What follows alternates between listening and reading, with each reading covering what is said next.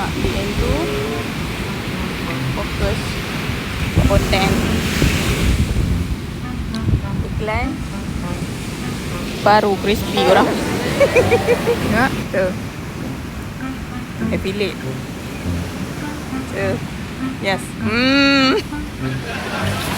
Jadi yang ni wajib je korang. Kau main lagi dia bunyi nyasan. Yang ni baru crispy di tepi laut.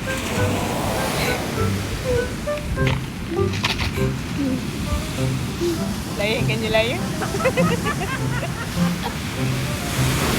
Ni buat apa-apa mesti kena perfect. Tak boleh tak perfect.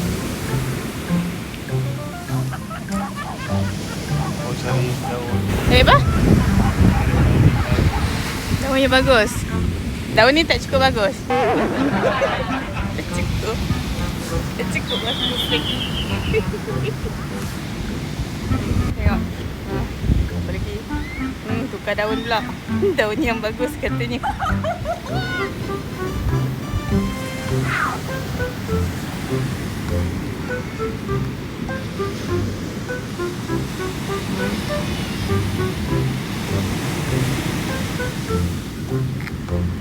Ini nggak ada brand ya? Nggak ada brand.